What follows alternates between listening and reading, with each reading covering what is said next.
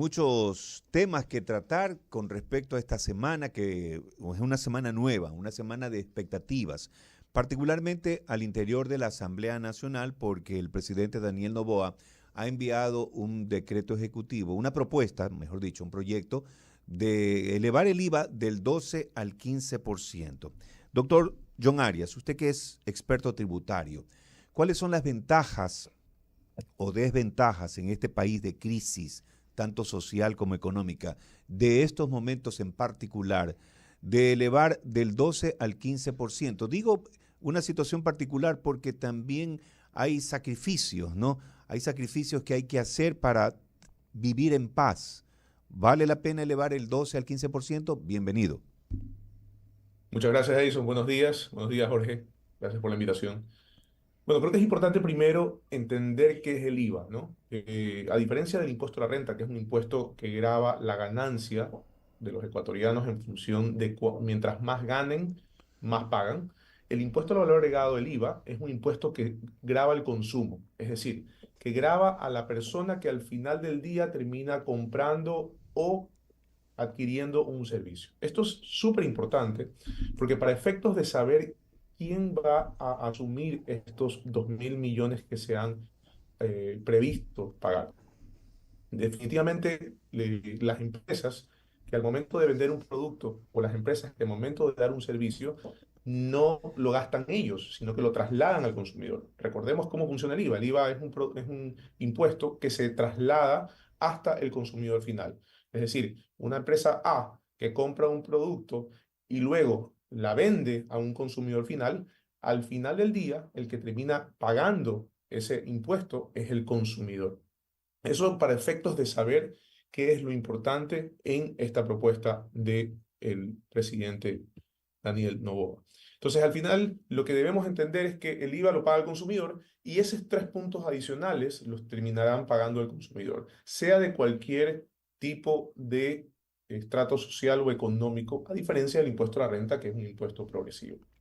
Ahora bien, veamos que, y quisiera hacer una referencia respecto a lo que pasó en el 2016 y vi que algo comenzaban al respecto. Pues efectivamente en el 2016 se impuso, pues por la ley de solidaridad, un impuesto tanto en el IVA, que se puso un impuesto por un año nada más, y en diferentes tipos de impuestos que lograron una recaudación aproximadamente de 2.000 millones de dólares. Solo en IVA lograron una recaudación aproximada de 800 millones. En este caso en particular, pues el presidente Daniel Noboa ha previsto que el Estado logrará recaudar aproximadamente 2.000 millones en el tema del siguiente, pues, en este año y medio que se viene, ¿no? Recordemos que antes fue un periodo temporal, este 12%, del 12 al 14%, y hoy no hay una temporalidad, por ende se entiende que es definitivo, ¿no? Entonces, para efectos de lo que hoy creo que se podría considerar como no beneficioso, de alguna forma perjudicial, que será de manera indeterminada. Ahora, hay algo importante también de rescatar y es que el IVA, el impuesto de valor agregado que se paga en Ecuador, es uno de los más bajos de la región. Solo para tener una idea, en Brasil se paga el 17%, en Perú se paga el 18%, en Colombia se paga el 19%, en Venezuela se paga el 16%, en Chile el 19%, y en Ecuador hoy se paga el 12%. El único que está por debajo de ese porcentaje que se paga en Ecuador del IVA es Paraguay, que se paga el 10%, y en Panamá, que sabemos que es un paraíso fiscal, por decirlo así, se paga el 7%. Entonces, sí es importante saber que hoy estamos por debajo del promedio, muy por debajo del promedio de la región latinoamericana. Sin embargo, el Ecuador pues ha mantenido este impuesto al valor agregado, si mal no me equivoco, desde el año 99. Y esto es importante saber, y además de que no se ha hecho diferenciaciones. Es decir, hoy lo único que se está cambiando es la tarifa del IVA. No se ha hablado sobre qué productos o servicios podrían modificarse, y eso es algo que también he escuchado que está en la conversación política, ¿no? Doctor, ¿cómo estás? Jorge Arrobadito lo saluda y gracias por estar con nosotros. Efectivamente, le iba a preguntar sobre esa situación porque hay bienes que sí aplicarían el aumento del IVA y hay otros productos que no aplicarían el aumento del IVA, o sea, que se quedaría en el 12% y habría unos productos que sí se iría al 15%. Y como usted lo dijo, en el Ecuador es el país donde más bajo se paga el IVA, que sería el 12%. Usted lo acaba de decir, acaba de nombrar varios países donde el IVA es superior al que estamos aplicando acá del Ecuador al 12%. Pero todavía, a ciencia cierta, no se saben los productos que sí aplicarán con el 15%, doctor. Bueno, te puedes explicar los productos que no graban el 15%, ¿no? Porque la ley no establece qué productos en general graban, sino se dice todos los productos graban de manera general, pero sí y hay excepciones, ¿no? Entonces, ¿qué productos no graban el IVA? Los productos, por ejemplo, alimenticios, que son de origen agrícola, avícola, pecuario, todos los productos que en general están en estado natural. ¿Qué quiere decir eso? Por ejemplo, voy a comprar un pollo, voy a comprar una carne, estos productos están en estado natural, lo único que se ha hecho se los ha cortado. Estos productos no graban IVA, porque se conservan en estado natural. Asimismo, las leches, por ejemplo, en estado natural, las leches maternizadas, el pan, el azúcar, la panela, el sal, la manteca, todos los productos que de manera general se podrían considerar como productos básicos, la mayoría son productos que se utilizan para cocinar, digamos así, esos productos no graban IVA, siempre y cuando de manera general se mantengan en estado natural. Ya los productos procesados, por ejemplo, un atún, que lo voy a comprar al supermercado, este producto sí graba IVA, porque es un producto que ya se ha transformado de alguna forma, tiene diferentes componentes y ya tiene además una caja, tiene una lata, y esto de aquí ya se transforma en un producto que tiene IVA. Ahora, obviamente toda la comida que se procesa y se vende en las calles, se vende en los restaurantes, se vende en los lugares donde se come el almuerzo de manera diaria, esos productos evidentemente aumentan, sí graban el IVA, porque ya han cambiado su estado natural y por ende, al volverse un producto procesado, termina pagándose el IVA sobre ese producto. Ahora, doctor, supongamos que la Asamblea Nacional no pase esto en la Asamblea Nacional, este 15% y se quede en el 12%, que es actualmente lo que se está pagando. ¿Habría otra forma de recaudación de inmediatez, doctor? Definitivamente hay varias maneras, digamos, de poder cambiar esto. Escuché que han hecho diferentes propuestas. Una es ponerle una temporalidad a la ley, como se dio en la ley de solidaridad en el 2016, pues le pusieron un año. Creo que evidentemente eso deja un poco más de certeza y certidumbre para la ciudadanía. A lo mejor es diferente decirle de aquí en adelante vas a pagar 3 puntos porcentuales adicionales, a decirle vas a pagar solo por 6 meses, pues puede ser que el escenario cambie, ¿no? Eso por un lado. Por otro lado también, pues se mencionaba que existen ciertos sectores que han tenido mayor utilidad que otros. Entonces, definitivamente el Servicio de Rentas Internas tiene identificado cuáles son los sectores que han tenido muchas ganancias en los últimos años. Por ejemplo, el sector bancario tuvo los últimos 2 años, una utilidad total de $1.000 millones. Utilidad, no estoy hablando de ingresos, sino de utilidad, una utilidad total de $1.000 millones en cada últimos años. Obviamente es un sector que tuvo un gran incremento de utilidades, pasaron de, si no me equivoco, de 800 o 600, han ganado 200 o 300 millones más, y pues es un sector que tranquilamente podría utilizarse como uno de los sectores que han ganado y se podrían enfocar, podrían ser más enfocados los impuestos y pues atacar directamente a las personas que más tienen, que eso es lo que busca un impuesto a la renta. Por ejemplo, la diferencia en el impuesto a la renta es que es un impuesto que se paga al final del año y por eso no funciona. Definitivamente hay que buscar un impuesto que grave en el corto plazo, como lo hicieron en el año 2016 y grabaron, por ejemplo, el patrimonio también. Se podría buscar cobrar un impuesto sobre el patrimonio, el cual ya está prácticamente de manera transparente a conocimiento del Servicio de Rentas Internas, y esto permitiría pues que ellos identifiquen cuánto pueden cobrar y en base a eso implementar un impuesto. Entonces hay diferentes maneras, ya sea sectorizarlo, encontrar las utilidades, obviamente no ser confiscatorio, sino encontrar cuánto podría aportar cada sector donde ha tenido utilidades el año anterior y en base a eso imponer un impuesto sobre eso. Y a su vez también respecto a las personas naturales que tienen un patrimonio importante, a lo mejor también cobrarles un poco, ¿no? Pero creo que así se puede un poco diluir lo que hoy está directamente enfocado en la ciudadanía de manera general, que termina siendo el consumo. Doctor, completamente de acuerdo con usted, pero ¿no cree también usted que la cuestión del IVA es por la inmediatez? Por la rapidez, por la rapidez de la recaudación. Solo el impuesto a la renta es obligatorio que sea al año siguiente. Los demás impuestos, como fueron en el año 2016, por ejemplo, el impuesto al patrimonio, uno puede cobrarlo al mes siguiente. Realmente depende de lo que diga la ley. El IVA es igual. El IVA es un impuesto que se cobra el mes siguiente. Pero el impuesto al patrimonio, por ejemplo, como lo hizo en el 2016, en la misma ley se pone cuándo se lo paga. No hay una temporalidad que obligue a la ley. En impuestos extraordinarios, como es un impuesto al patrimonio, como es un impuesto a unas utilidades en específico del año pasado. Entonces, al final, la ley permitiría que se pueda poner una temporalidad distinta porque son impuestos extraordinarios, que no es lo mismo con un impuesto a la renta. En el impuesto a la renta efectivamente tenemos que esperar el próximo año para poder cobrarlo. El IVA sí se espera el mes siguiente, pero cualquier tipo de impuesto extraordinario que no está previsto en la ley, que lo permite la Constitución para poderlo establecer, pues lo que toca es establecer una temporalidad específica. Es decir, tranquilamente se lo podría poner a cobrar el mes siguiente y terminamos en el mismo escenario del IVA. Hay un impuesto que va directo a la vena, que es diario, de todos los días, que es 24 horas, el impuesto a la gasolina. Y obviamente, si sube la gasolina, automáticamente sube todo. Y ese tal vez sea el temor de los ciudadanos, que le dicen, esto no va a subir, esto sí, esto no. Pero sube la gasolina y sube todo, y no baja.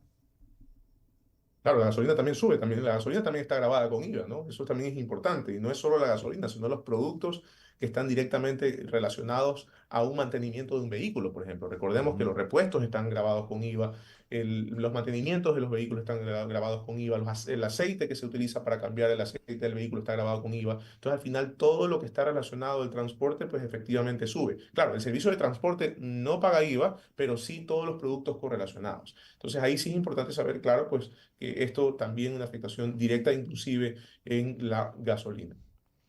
Ahora, ¿cuál sería también otra de las alternativas, dicen algunos entendidos en la materia? Por ejemplo, aunque eso es un poquito más difícil, más complicado, que el Fondo Monetario Internacional y otros acreedores que tenemos, obviamente por la deuda externa, que debemos pagar a propósito en este próximo año, será dejarlo para que nos perdonen unos 3 años más y luego en 3 años, dependiendo cómo esté la situación económica, empezar a pagar capital e intereses de la deuda. Bueno, ahí ya es un tema realmente de flujo, ¿no? Más no de cubrir el déficit, porque si hacemos un análisis entre una cosa y otra, el aumentar el IVA sirve para cubrir el déficit fiscal, no solo el flujo, porque en cambio, el hacer una renegociación de la deuda externa y decirle al FMI te va a pagar en 3 años después, pues eso lo que hace es simplemente mover el flujo, pero el déficit fiscal se mantiene igual, ¿no? Y eso no está siendo solucionado. Entonces, sí creo que efectivamente de alguna forma debemos buscar cubrir ese déficit, en especial porque el presupuesto va a aumentar. Si lo que quiere el presidente Daniel Noboa es gastar más en seguridad, pues ya habiendo un déficit, en el año pasado tuvimos un déficit de 5.000 millones. Quiere decir que si el presupuesto se mantiene y el presidente Daniel Noboa quiere gastar más en seguridad, digamos que gasta 500 millones, esos 500 millones, ¿de dónde van a salir? Tienen que salir de un lado y ya tuvimos déficit de 5.000. Entonces, efectivamente, creo que es importante implementar una herramienta que sirva para cubrir ese déficit, pero lo importante es saber quién lo va a pagar. ¿Lo van a pagar los ciudadanos? ¿Lo van a pagar las grandes empresas? ¿Lo vamos a pagar nosotros? ¿Quién lo va a pagar? Entonces, ahí es donde viene la pregunta. Ahora, eh, eh, creo que lo importante es preguntarnos quién está dispuesto a pagar. ¿Están dispuestos a pagarlo toda la ciudadanía o queremos quitarle una parte a uno y otra parte a otro? Lo que hoy está impuesto es el 100% lo va a asumir la ciudadanía. Y ahí es donde hay que preguntarle qué es lo que piensan sobre eso. Y lo que ha dicho también el presidente Daniel Noboa, que deben apoyar, pagar el IVA los que más tienen, ¿no? Usted acaba de decir, por ejemplo, la banca, ¿no? ¿Cuánta utilidad ha obtenido del año pasado? Y tal parece que no le va mal, entonces obviamente podría ser una alternativa. Los evasores de impuestos también, esa lista larga de morosos que hay, habría que de pronto apretar un poco las tuercas y que vayan cancelando poco a poco, porque efectivamente esa es la situación. La mayoría dice, ¿por qué al ciudadano? ¿Por qué al de a pie? ¿Por qué a no los grandes empresarios? Sí, sí, efectivamente es una focalización, creo que no se ha medido un poco el impacto político o social que ha generado y pues inclusive no se ha medido tampoco la informalidad que podría provocar. Es decir, hoy usted va a la tienda y le dice, bueno, deme una factura. Claro, le cobran el 12%. ¿Qué pasa si mañana le van a cobrar el 15%? Son 3 puntos más. ¿Usted cree que no una persona va a decir, o sea, que no me dé factura porque me va a cobrar 3% más? Puede provocar la informalidad también, ¿no? Y Sí. eso es lo que un poco hay que evitar. Hoy somos un país ya que ya ha llegado a una cultura tributaria importante, que ya somos formales la mayoría, y pues el hecho de que se vayan haciendo estos escenarios en una crisis económica, pues creo que puede generar una problemática, ¿no? Pero definitivamente la focalización que no se ha hecho aún, creo que podría aportar no solo para que la ciudadanía se sienta contenta de que van a cumplir con la seguridad, pero a su vez va a aportar un poco, pero no todo, que no es lo mismo, porque hoy está aportando todo. Creo que es importante eso identificar y poder escoger estos sectores donde se ha tenido una utilidad muy importante y que ellos también aporten, porque hoy no aportarían. Los que pagarían serían los consumidores directamente. Doctor John Arias, de pronto me aparto un poquito del tema propiamente, pero igual tiene algo de condumio lo que le voy a decir, porque obviamente esta cultura que estamos aprendiendo los ecuatorianos a ser formales, de pagar nuestros impuestos. Se ve reflejado, por ejemplo, cada año cuando pagamos los impuestos prediales a los municipios, que aprovechamos obviamente esos descuentos. Y de alguna manera también el ciudadano confía en que paga sus impuestos porque ve la obra realizada, la obra en concreto. Eso es importante también. Entonces, aspiramos de que si llegase el caso de nuevamente colaborar con esta elevación del IVA, ver obviamente esta confrontación de la lucha contra la delincuencia que se vea en la práctica, como la estamos viviendo ahora, que sabemos que falta capital, falta financiamiento, pero si tenemos que hacer un sacrificio, pienso yo que los ecuatorianos deberíamos estar dispuestos a sacrificar unos cuantos dólares para ayudarnos a ayudar a combatir la delincuencia. Definitivamente creo que a diferencia de una normalidad, hoy vivimos una anormalidad que se conoce a nivel mundial y es algo que hay que tratarlo de manera inmediata. No es la posible necesidad de un puente o del mejoramiento de una carretera, esta es la necesidad de poder vivir tranquilo y poder salir a las calles con mucha tranquilidad. Es algo que definitivamente se va a ver al día siguiente. Ya vimos que luego de lo que sucedió el día martes, pues, y se declaró el estado de excepción y el toque de queda, pues efectivamente las cosas se han normalizado.